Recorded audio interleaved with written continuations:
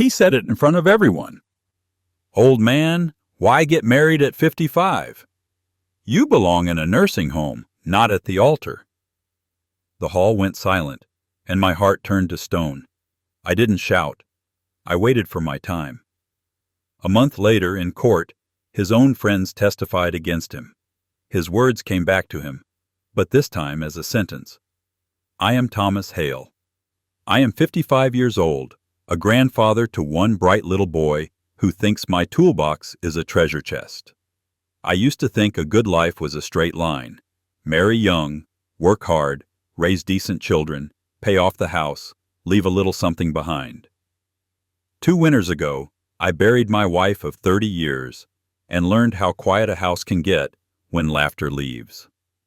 The silence was not a soft thing. It was a heavy, deliberate presence. It sat at the head of the table where she used to set down the pot roast and ask if anyone had seen her oven mitts. It followed me down the hallway when I turned off lights that stayed on for no one. It slept on her side of the bed with all the finality of a closed door. We had not been perfect, my wife and I, but we were deliberate. We raised 2 children on a schedule that ran on casseroles, Little League, and worry. Megan came first, stubborn chin, eyes that could outstare mine.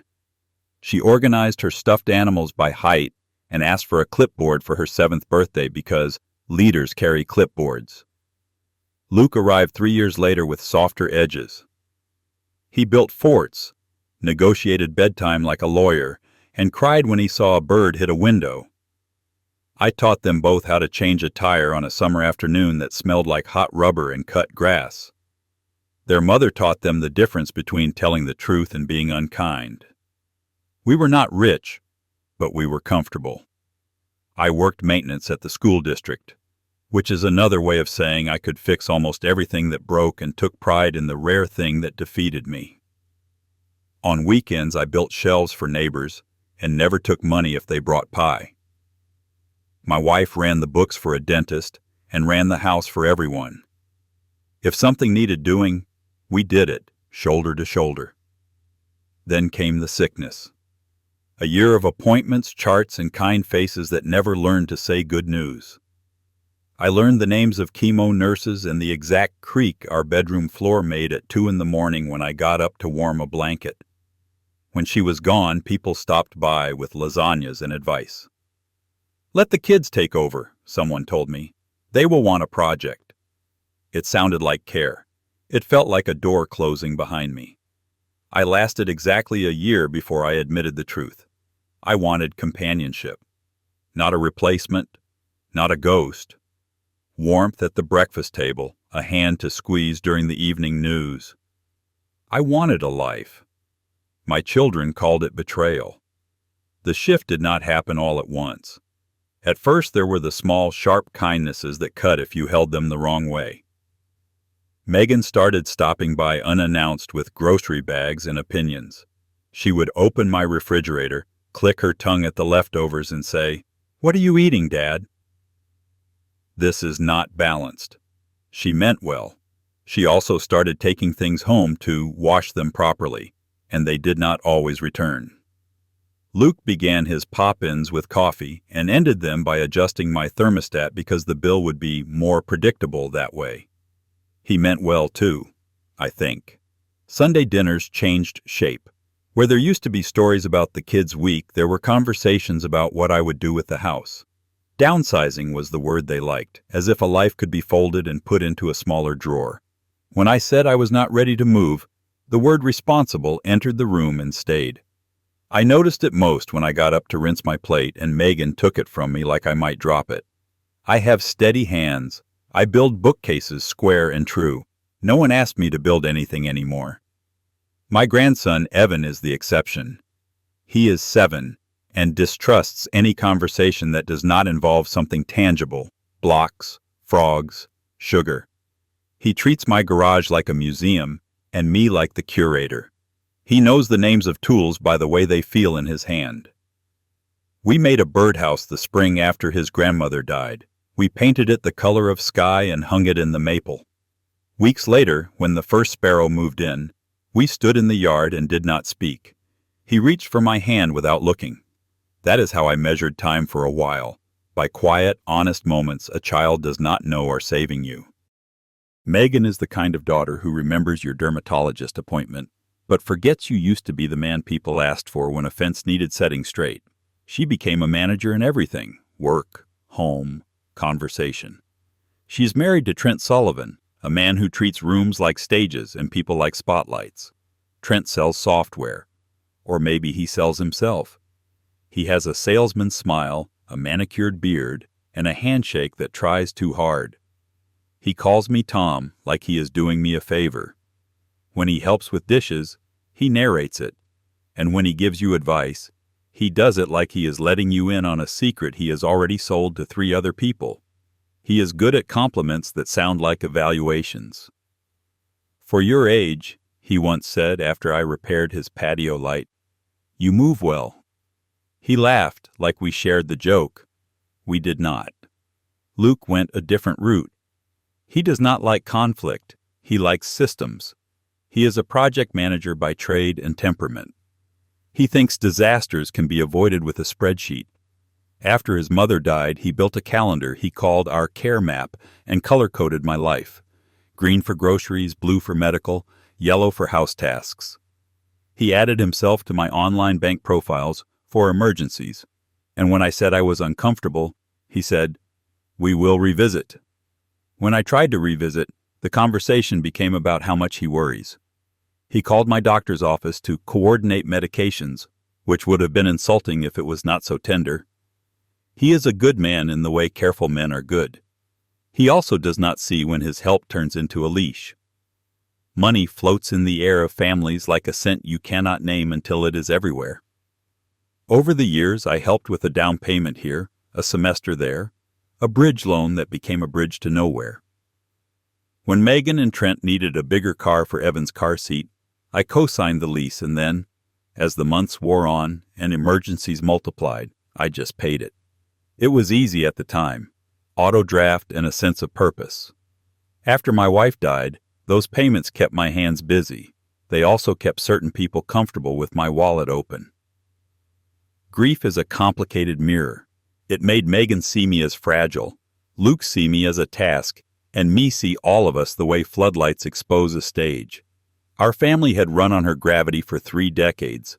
Without her, the planets drifted, and my children tried to pull me into their orbits. Anything that did not fit their version of my future sounded like foolishness. That is the soil Iris grew from.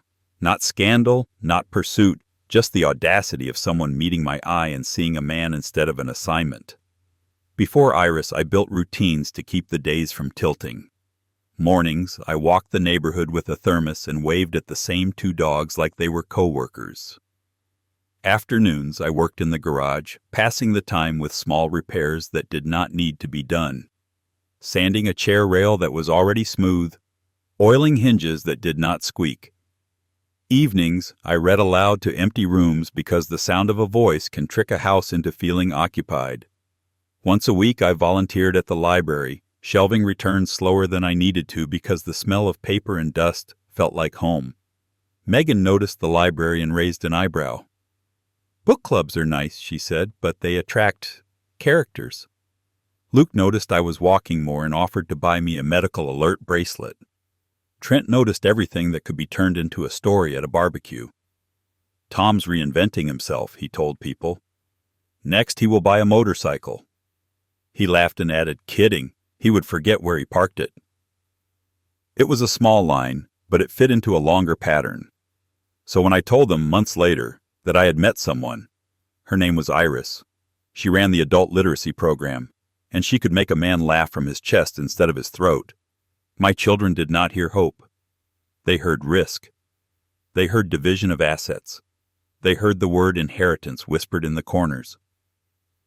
"Dad, she's using you," Megan said the first time she met Iris. She said it without even lowering her voice, like Iris had no right to ears. "You are vulnerable." "I am not a wallet," I replied. Luke's tactics were slow, strategic. Coffee visits that ended with him helping by reorganizing my filing cabinet. phone calls to my doctor's office to check in. Gentle suggestions about downsizing and senior living communities that, when I said no, sharpened into something that sounded like positioning. And then there was Trent, Megan's husband. Salesman smile, manicured beard, handshake that tries too hard. He was the one who made it a game. He was the one who laughed at my reading glasses. He was the one who always asked, under the guise of concern, "How's your memory these days, Tom?" That is where the trouble started. Not with love, but with the way certain people defined it. As control, as custody, as the right to steer a man who still knew exactly where he was going. I met Iris at the library. She ran the adult literacy program. The first time we spoke, she was standing on a step stool, coaxing a stubborn pull chain on a flickering light.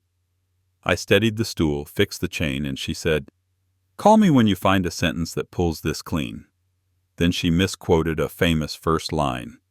It is a universally acknowledged truth that a single man of 55 ought to get himself a decent reading lamp, and dared me to catch her. I laughed from somewhere I had forgotten was still mine. Later I repaired a wobbly shelf in the tutoring room, and she slid me a cup of oversteeped tea like payment. When she touched my forearm to point out a crooked bracket, she did it like a woman who still believed in second chances, not like someone auditioning for an inheritance. What drew me was not just the light in her voice. It was the way she worked.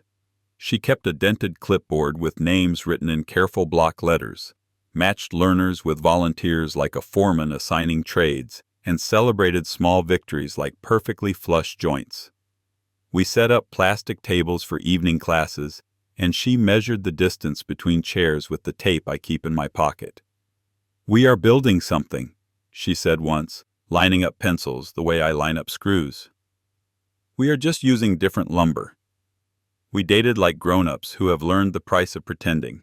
Saturday mornings at the hardware store, where she let me explain why cedar boards resist rot. Sunday afternoons in the park, where she explained why certain vowels trip people who were never taught to hear them. When she came to my house, she admired my workbench, not the house. When I went to hers, I admired the stacks of lesson plans bleeding highlighter. We had no illusions about time. We had no appetite for drama. We had, between us, a quiet agreement. We were not demolishing our pasts. We were adding a room with good windows and proper footings. We decided on a small, simple ceremony in the community hall. Practical things make me calm, so I handled the logistics like a job site. I booked the hall for a Saturday, noon to 4. I checked the exit doors, tightened the hinge on the back ramp, and replaced a missing rubber foot on a folding chair because a guest's dress deserves better than a wobble. I chose coffee service over a bar, 2 urns, regular and decaf, a tub of ice, lemonade for the kids. I ordered sandwiches, deviled eggs, a sheet cake that could feed a crowd if the crowd felt generous. Iris picked wildflowers over roses. I polished my shoes and buffed them again for good measure. We kept the rings simple, plain bands, no stones, because neither of us needed sparkle to tell the truth. I made a seating chart, like a floor plan. Megan across the room from the microphone. Luke next to the exit he could use if he needed air. Trent's name tucked between 2 people I trusted to keep him from holding court. I told my children because honesty is the only way I know how to live. They came, for show, not support. You can tell when a man walks into a room to bless it or to own it. Trent came to own it. He wore a suit tight enough to advertise the gym and a smile wide enough to read as permission. He hugged me too hard and clapped my back like he was burping a baby. He shook Iris's hand while looking over her shoulder for an audience.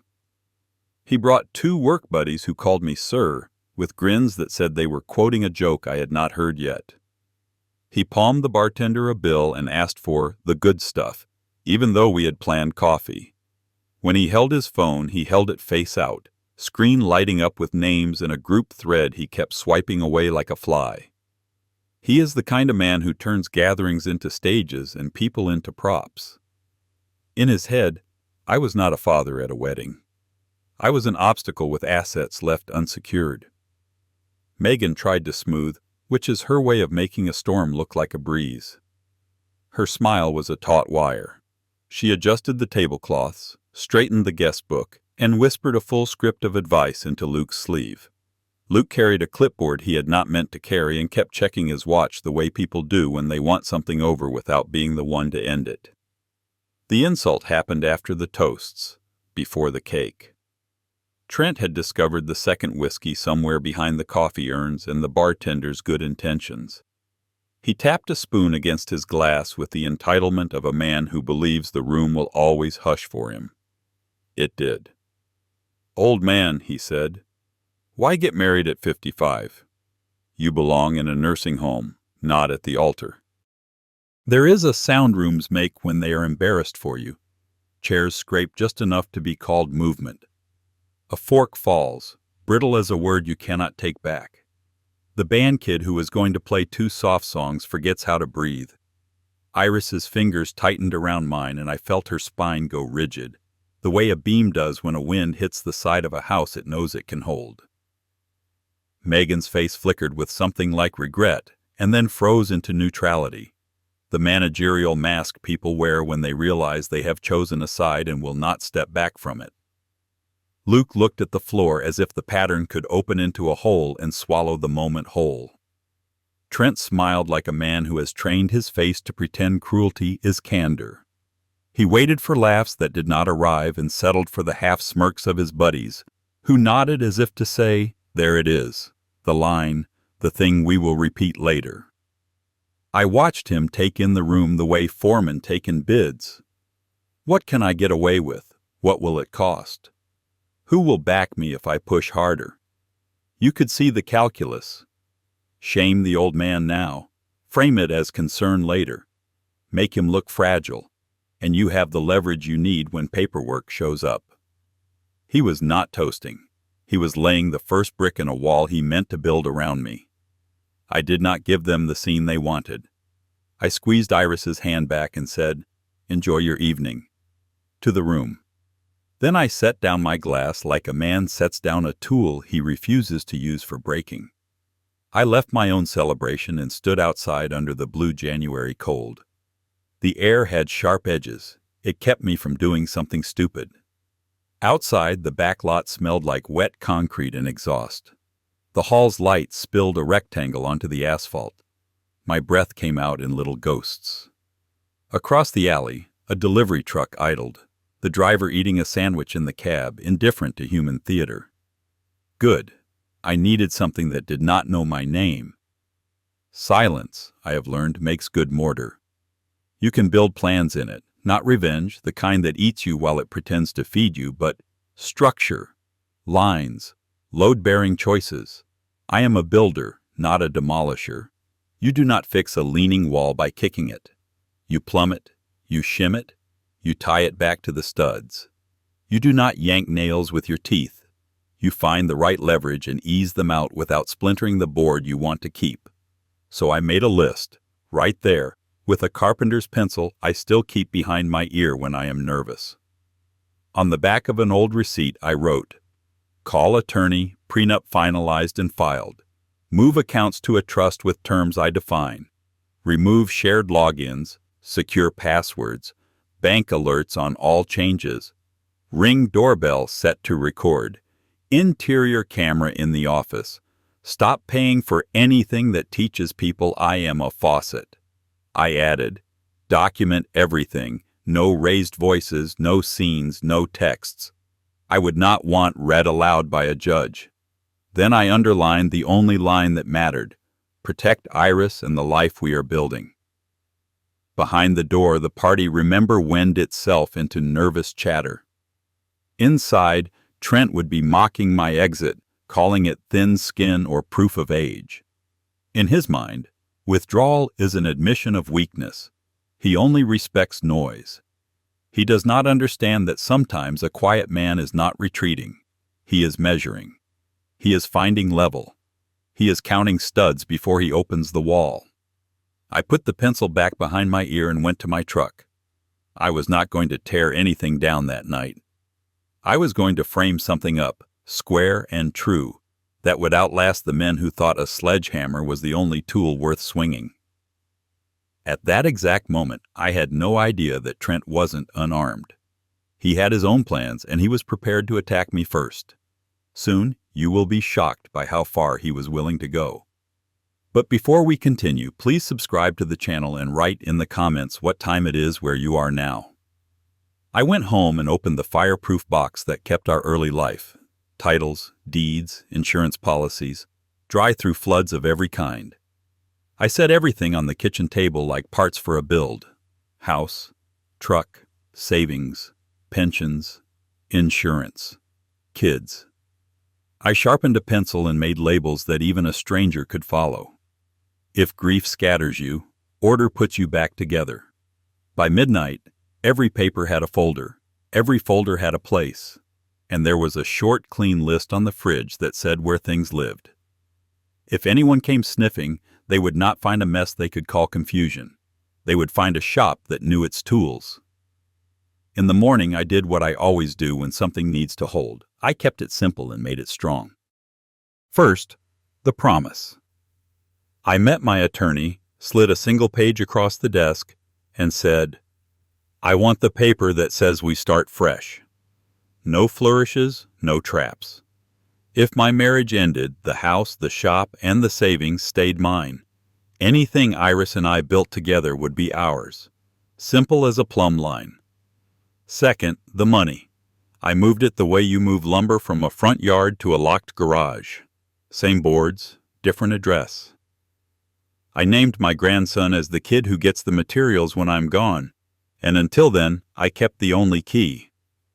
I left enough in the day-to-day account to pay the lights and the water and the coffee.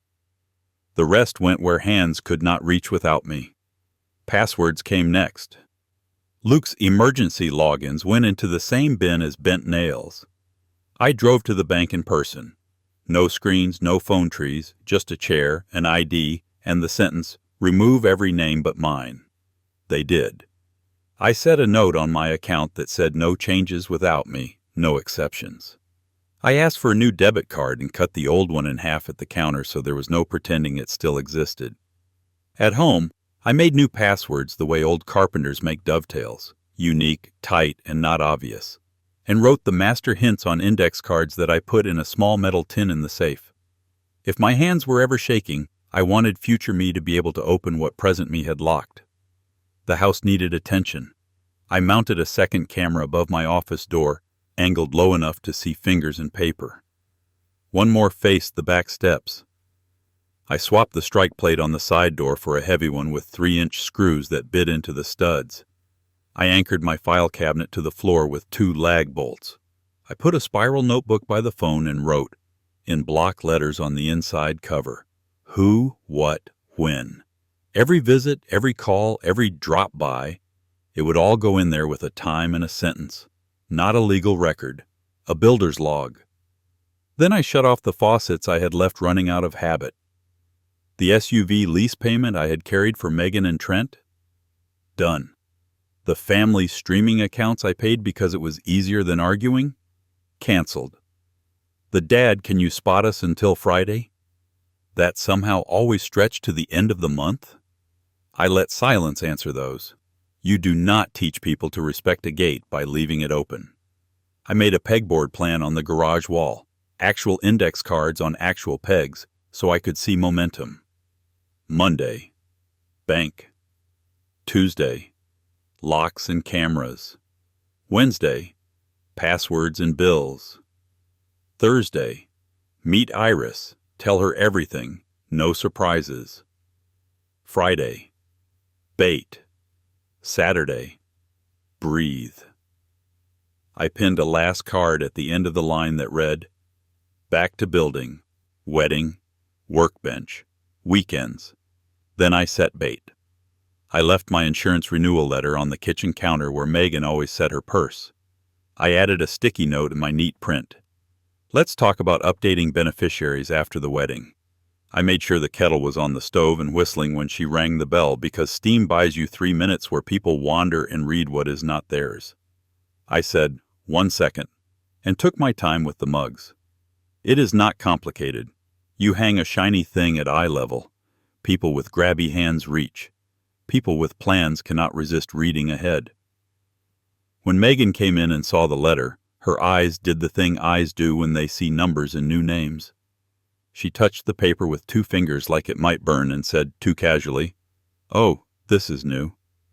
"Right," I said, setting out the sugar. "We can talk beneficiaries after the wedding." I saw the little pulse jump in her throat. I heard the quiet click of her phone camera behind the maple-glazed tone of "how nice."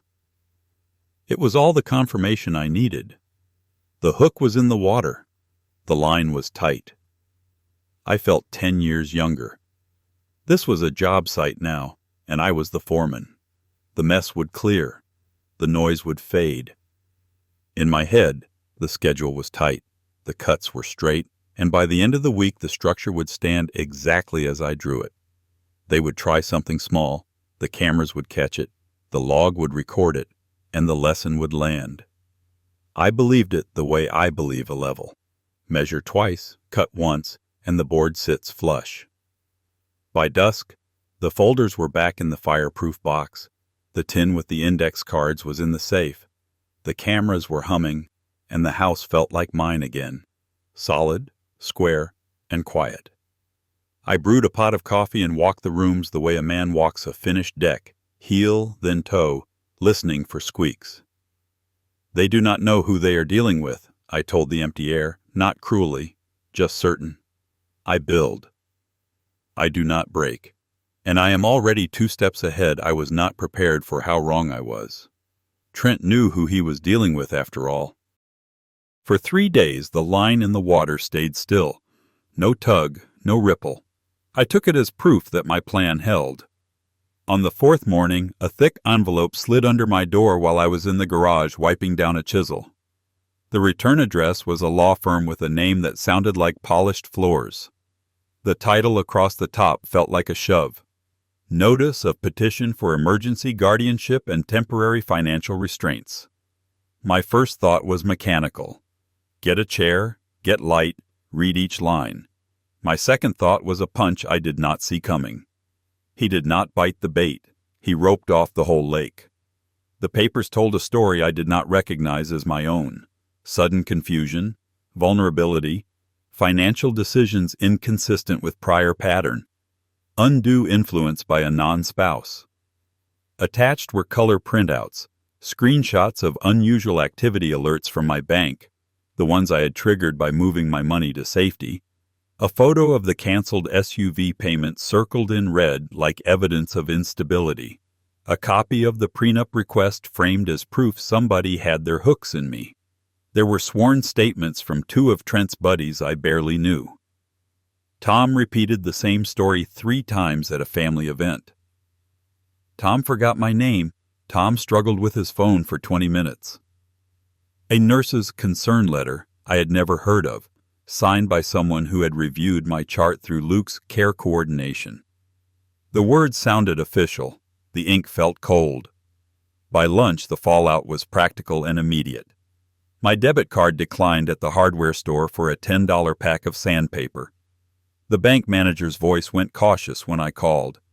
"There's a temporary hold due to a protective filing," she said. "Standard until the court sorts it." Autopays paused. A utility app told me to contact your authorized representative. I looked in the mirror and did not see one. At 2 in the afternoon, a knock came that was not a knock. It was a sequence. Social worker, 2 officers, clipboards, body cams. "Wellness check," they said, voices gentle the way people make their voices when they have already made up their minds. They looked past me into the house like they were measuring for a new couch. They asked me what day it was, who the president is, whether I knew the amount of my mortgage. I knew all of it, but my mouth lagged half a second behind my brain because shock does that to a man. The social worker wrote something like a court reporter. One officer stared at my workbench and asked if the tools were secure around visitors. I said, "They are tools, not weapons." He nodded like I had said something dangerous. Luke arrived mid-visit, palms up, voice dipped in empathy. "Dad, this is just to stabilize things until the hearing," he said, checking the social worker's eyes for approval. "Nobody wants to take anything from you." "We're concerned," he used "we like a brand name." He suggested a short respite stay at a place called Suncrest, just for observation, 48 hours tops. They have bingo nights and a memory screening. He said it like a hotel recommendation. He did not say that once you walk into a place like that under someone else's paperwork, the doors click behind you in a way a man can feel in his bones. Iris stood at my shoulder, hands quiet, face steady. They called her the girlfriend, like it rhymed with problem. She tried to speak once, and the social worker said, without looking up, "We will need to verify your role." Trent did not come. He did not need to. His signature was all over the day, on the petition, on the affidavits he had coached, on the narrative that turned my good sense into symptoms and my boundaries into proof of manipulation. A courier dropped another envelope that evening, temporary restrictions pending capacity evaluation. It was a list of boxed-in life. No transferring funds over a certain amount, no changing beneficiaries, no new accounts, no signing contracts that materially affect assets, submit to a medical assessment by a court-recognized evaluator, not handcuffs exactly. More like a harness someone else held the handle to. This is how evil works when it wants to look respectable. It dresses up as concern and brings paperwork. I paced the length of my living room, then the width, then back again, like a man checking the frame for square and finding it off by a breath you cannot see, but you can feel when the door will not close. My folders were in order, my bolts were tight, my logs were neat, and still, in a single afternoon, a stranger could point at my life and declare it under review. I believed I was 2 steps ahead. Trent had stepped sideways into a process that did not care how neatly your screws lined up as long as somebody with a badge could be made to frown at your hinges. Phone calls turned practical things into obstacles. The bank could not talk to me about the hold because an interested party had filed. The clinic would not schedule the evaluation with my doctor because the court prefers its own list. The social worker left a brochure for Suncrest on my kitchen table like a mint on a pillow. Luke offered to pack me an overnight bag. Megan texted, "Dad, please don't fight everything. We're trying to help." The words were soft. The control inside them was not. I walked into the garage because wood does not lie to you. My hands went through the motions. Cloth over steel, oil on a hinge, the small satisfaction still available to a man standing in his own house. But the shock did not drain. It calcified. I had not just been insulted in a hall. I had been rerouted, as if I were a delivery to be signed for, placed, and forgotten. What gutted me most was the cleverness of the timing. The things I had done to protect myself, cleaned up accounts, cleared noise, put structure in place, looked, on paper, like the erratic moves of a confused man or the pressured moves of a manipulated one. My canceled kindness, the SUV payment, read like neglect. My prenup read like coercion. My cameras read like paranoia. Trent had not kicked my wall. He had shifted the ground under the footing and waited for the tilt to start. I set the Suncrest brochure on my workbench and pressed my palm on it until my handprint bloomed in sweat. The place did not look evil. It looked like laminate floors and pastel hallways and a calendar of activities that would treat a man like a plant to be kept watered. I imagined my tools locked away while someone decided whether I was allowed to walk outside. I imagined Iris at the visitor desk, signing in as not family, being told visiting hours end at 7. My chest tightened the way a bandsaw binds if you push too fast. I am a builder. I do not smash when something shifts. I shore. I brace. I measure again. But for the first time in a long time, I felt the beam in me protest.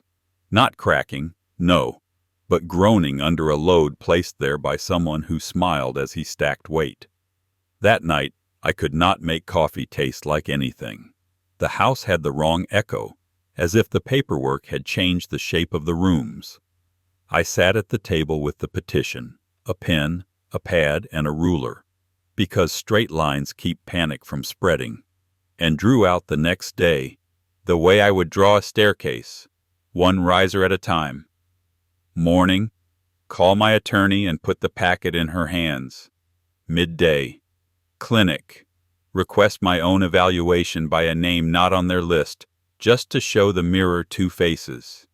Afternoon, bank, face to face with a manager who knows my name and the fact that I have fixed his porch steps. Evening, iris. We walk, we plan, we refuse to erode. I believed the plan would work as cleanly as a level finds center.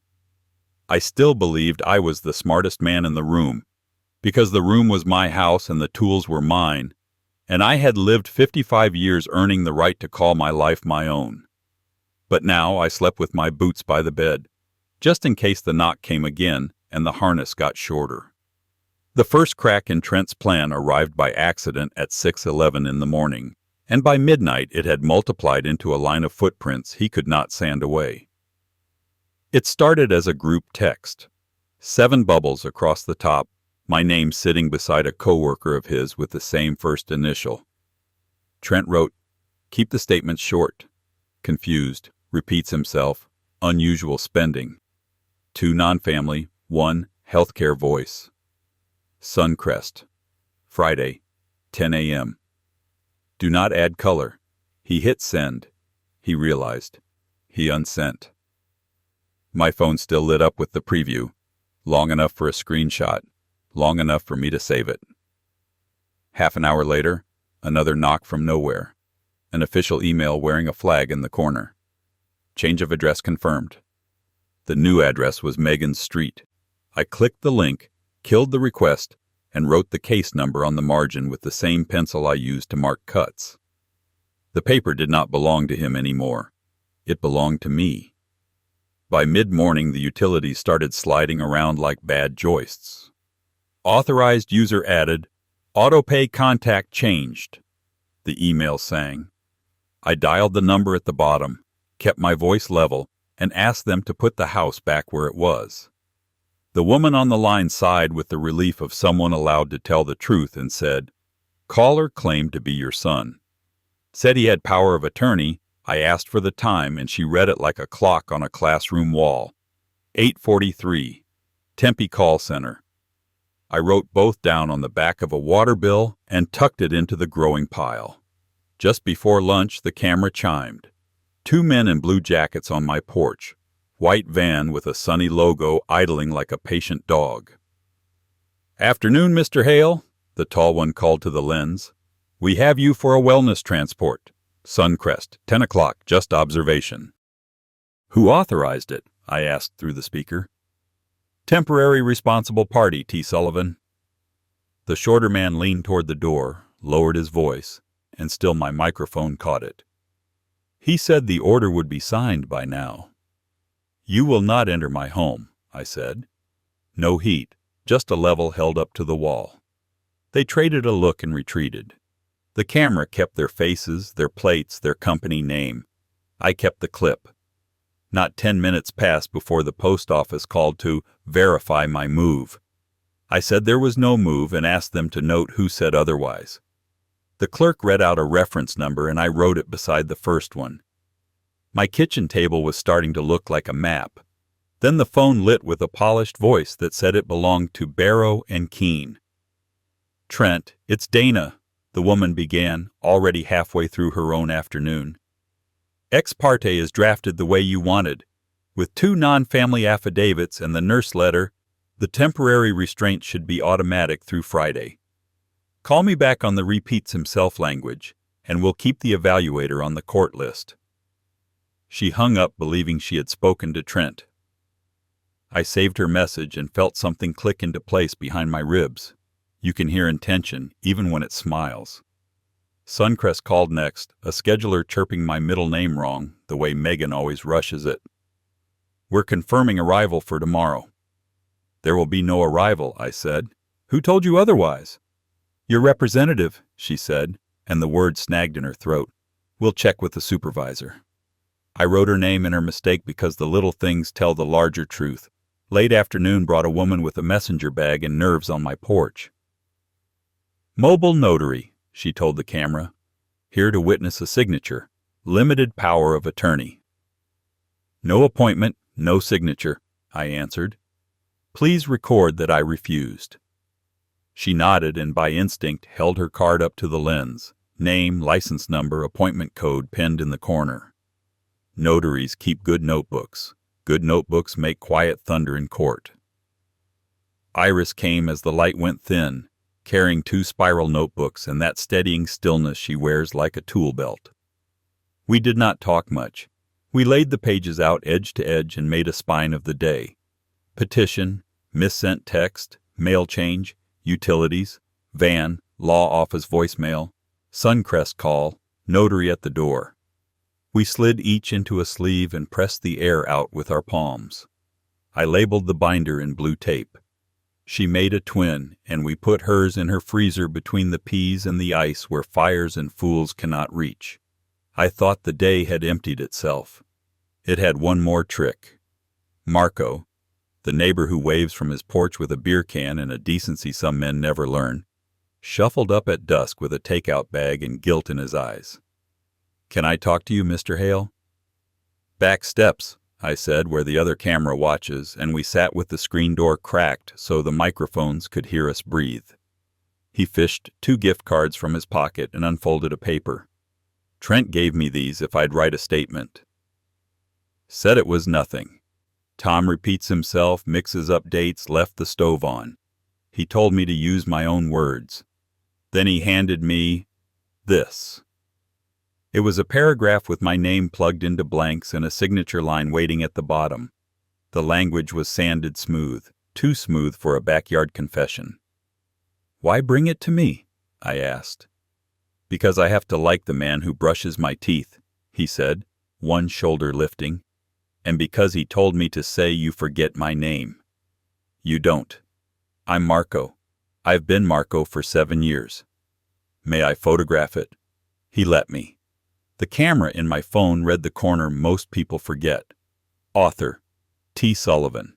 I gave the page back and said, "Keep it. Tell the truth." He set the gift cards on the stair like something that might burn and walked home lighter than he'd arrived. Night fell, and with it a new email. A clinic I'd never stepped into confirming a capacity screening at 8 the next morning with a doctor I did not know. Megan was copied. My address was off by a digit. The footer read faxed per T.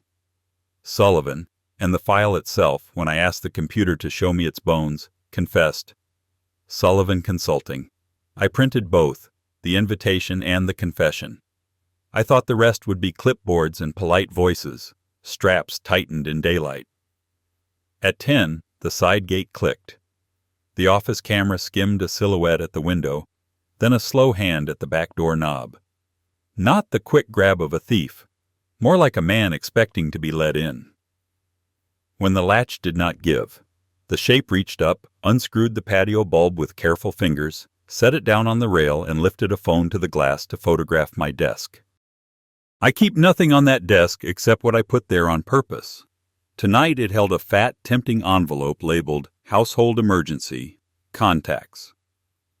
Inside, a copy of the petition, a fresh request for a clean evaluation, and a post-it that read, in my penciled block letters, "Smile. You are on camera." He leaned close and the lens found him. Bryce barbecue laughter, cheap cologne, Trent's echo. As he turned, his sleeve scraped the strike plate and left a thin smear of red from a scab he had worried open. He took the envelope and the picture, left the bulb on the rail, and climbed the fence like a teenager choosing trouble over the gate. I let the night settle.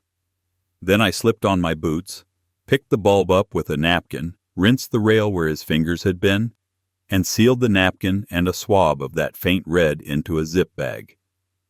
Cold keeps a story honest. I put the bag in the freezer beside Iris's binder.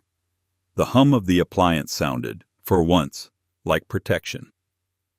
Just before midnight, Trent himself drifted into view, standing just outside the bright circle of the front camera as if he could outsmart a lens. He talked into his phone, voice forced calm. "It's under control," he said. "Friday at 10. He'll fold. Once he's in, I'm in." He laughed, the small, satisfied laugh of a man who thinks gravity owes him a favor. The side mic caught every word. I did not sleep. I did not need to. Some jobs do not require rest. They require readiness. In the morning, the binder felt heavier in my hands, not from paper, but from proof. No speeches, no theories. Faces, times, numbers, a voicemail, a notary's card, 2 unused gift cards, a misaddressed form that told on itself, a light bulb that would remember whose hands had tried to turn my house dark. Men like Trent make the same mistake over and over. They believe people are furniture to be pushed. They forget furniture dents floors. They forget doors keep fingerprints. I shaved, boiled coffee, and drove the binder to my attorney. She opened it and stopped on the first tab like a carpenter runs a hand along a clean edge. "You did this in a day?" she asked. "I billed," I said. "This is just framing." She touched the page with the missent text, then the notary card. "This will hold," she said. "And when it does, the men he paid to lean on you will learn how fast a bad nail backs out." I believed her. Not because her office had expensive chairs, but because the bubble in my gut, the one that tells me when something is plum, sat dead center. He wanted a man who repeats himself. Fine. I could repeat 3 things without blinking. Date, time, what you did. Somewhere between the van with the sunburst and Bryce's hand on my bulb, my shock cured into something hard and patient. I did not know who would crack first. I only knew that the smart move for any friend of Trent's was now the simplest sentence in the English language. Tell the truth. The truth would soon be heard by everyone, and it would turn everything upside down. I met Iris at the diner that smells like coffee and fryer oil no matter the hour. She slid into the booth across from me, tucked her hair behind one ear, and waited while I set the binder on the vinyl seat beside me like a sleeping child. I told her, plain and without decoration, that the family the world thinks of when it says my name is not the family I'm going to carry forward. I said the word end out loud. End to paying for things that teach grown people I am a faucet. End to, we're just worried, used as a crowbar. End to Trent standing in my doorway as if he had bought the hinges. It is going to cost me, I said. Maybe Megan for a while. Maybe Luke if he keeps mistaking control for care. But I am done living in a house other people think they own. She did not rush in with comfort. She let the truth stand, then reached across the table and put her hand over mine like you set a level and wait for the bubble to settle. Then we finish the job, she said. I will drive. I will call. I will sit there and stare down clipboards. I will keep copies of everything in 10 places. If you need food, I will put it in front of you. If you need quiet, I will make a space for it. If you need me to be loud, I will be heard. And when it hurts, we will name the hurt, and then we will keep going. She pulled a small notebook from her purse, the same kind she uses for lesson plans, and made a list without asking permission. Spare key. Overnight bag packed and in my trunk. Snacks that do not taste like hospitals. A spare charger in her purse. The doorbell app on her phone. She added, Tell the volunteers at the library I will be scarce because we are building something important. When the waitress called us sweethearts, Iris smiled in a way that felt like a roof over my head. I am not marrying you to get rescued, I said. I know, she answered. You are a builder. I am just here to hold the ladder. The temporary restraints were lifted. A month after the Trent's gambit, we walked back into the same stale courtroom. Same humming lights, same slow clock, different spine. I carried the binder like a finished beam. Iris sat behind me, steady as a brace. Trent arrived with a lawyer and a face that tried to stick. Megan and Luke chose separate seats and stared at two different floors. The judge said we were past emergencies and on to conduct. Good. My attorney did not argue. She assembled. First, the missent text, the one where Trent coached what to say and when to deliver me to Suncrest. Then the law office voicemail that matched it, neat as dovetails. After that, the address change I never asked for, the utility switch I never approved, the van at my door asking for the wellness ride, all timed to the same Friday at 10. The mobile notary's log, which showed who sent her and for what. The clinic form that looked official until its own file properties said Trent's name, Marco's script, and the two unused gift cards. Bryce, frozen in my camera while he unscrewed my light and reached for my desk.